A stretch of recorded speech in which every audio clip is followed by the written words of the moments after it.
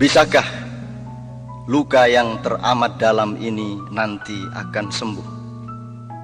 Bisakah kekecewaan, bahkan keputusasaan yang mengiris-iris hati berpuluh-puluh juta saudara kita ini pada akhirnya nanti akan kikis?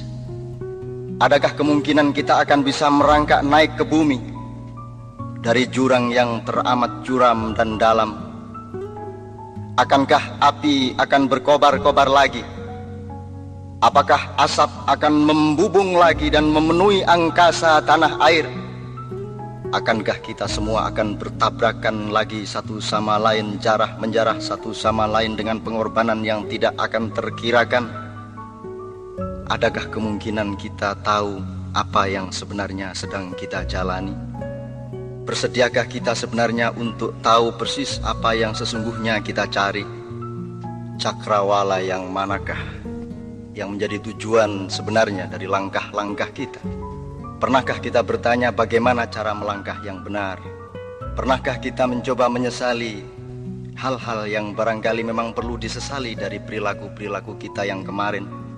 Bisakah kita menumbuhkan kerendah hatian di balik kebanggaan-kebanggaan? Masih tersediakah ruang di dalam dada kita dan akal kepala kita untuk sesekali berkata kepada diri sendiri bahwa yang bersalah bukan hanya mereka, bahwa yang melakukan dosa bukan hanya ia, tetapi juga kita? Masih tersediakah peluang di dalam kerendahan hati kita untuk mencari apapun saja yang kira-kira kita perlukan, meskipun barangkali menyakitkan diri kita sendiri, mencari hal-hal yang kita benar-benar butuhkan agar supaya sakit kita ini benar-benar sembuh total. Sekurang-kurangnya dengan perasaan santai kepada diri sendiri, untuk menyadari dengan sportif bahwa yang mesti disembuhkan itu nomor satu bukan yang di luar diri kita, tetapi di dalam diri kita.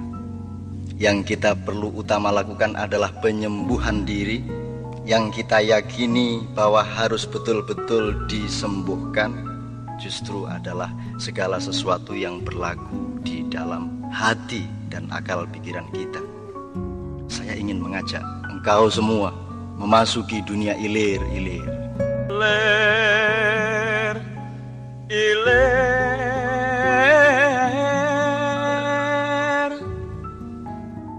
lir, ilir,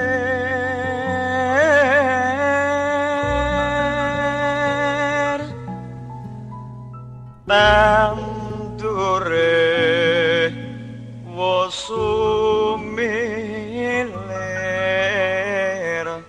ta ijo royo-royo,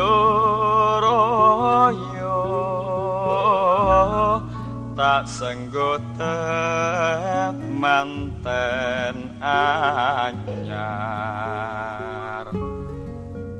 Kanjeng Sunan Ampel seakan-akan baru hari ini bertutur kepada kita, tentang segala sesuatu yang kita mengalaminya sendiri, namun tidak kunjung sanggup kita mengerti. Sejak 5 abad silam syair itu ia telah lantunkan dan tidak ada jaminan bahwa sekarang kita sudah faham. Padahal kata-kata beliau itu mengeja kehidupan kita ini sendiri. Alfa, beta, alif, ba, ta, kebingungan sejarah kita dari hari ke hari. Sejarah tentang sebuah negeri yang puncak kerusakannya terletak pada ketidaksanggupan para penghuninya untuk mengakui betapa kerusakan itu sudah sedemikian tidak terperi.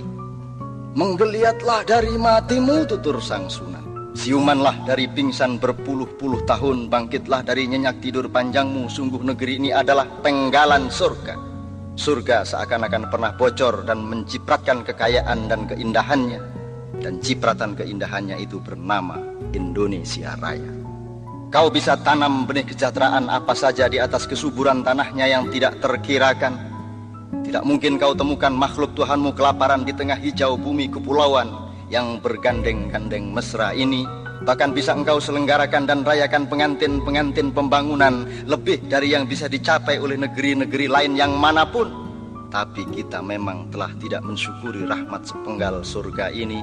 Kita telah memboroskan anugerah Tuhan ini melalui cocok tanam ketidakadilan dan panen-panen keragusan.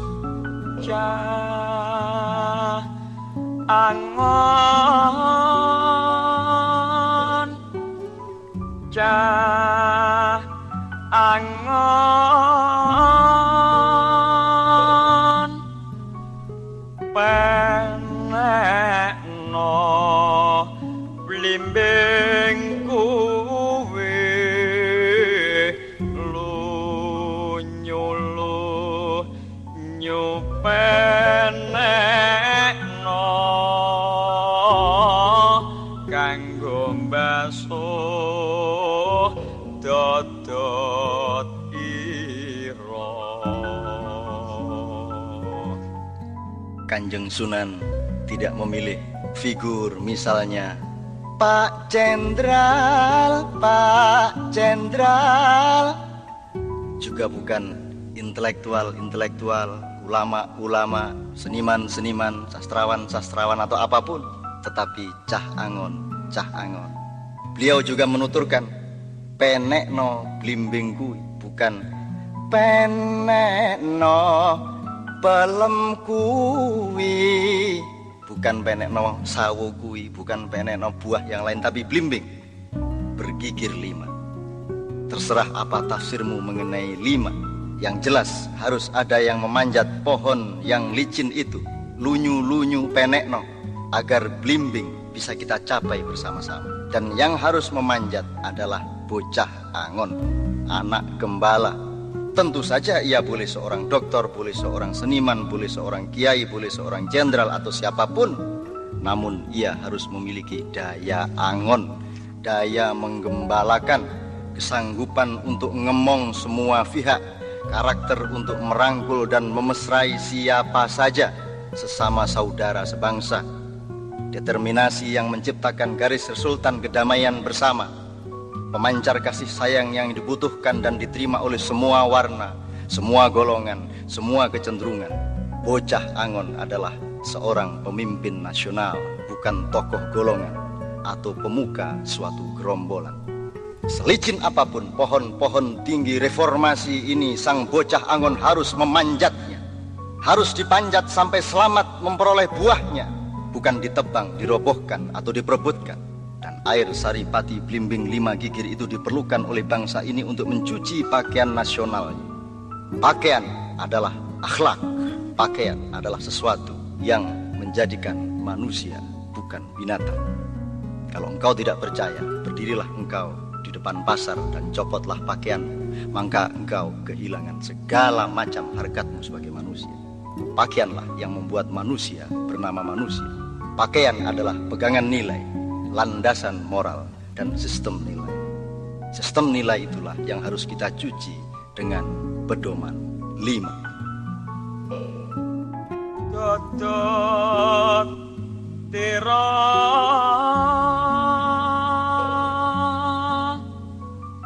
dodot ira,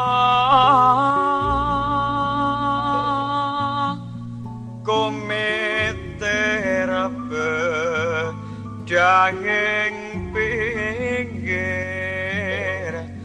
tondo mono jlumetono kanggo sepo mengko sore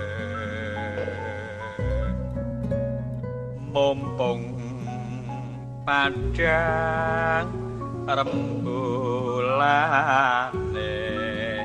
mumpung jembar kalangane ya surao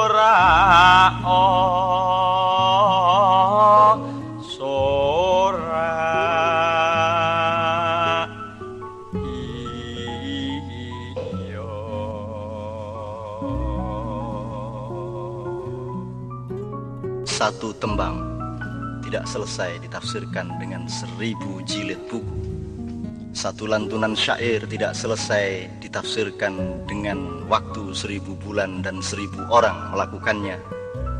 Aku ingin mengajakmu untuk berkeliling, untuk memandang warna-warni yang bermacam-macam dengan membiarkan mereka dengan warnanya masing-masing, agar kita mengerti dengan hati dan ketulusan kita apa muatan kalbu mereka mengenai ilir-ilir, mengenai ijoro yoroyo, mengenai temanten anyar, mengenai bocah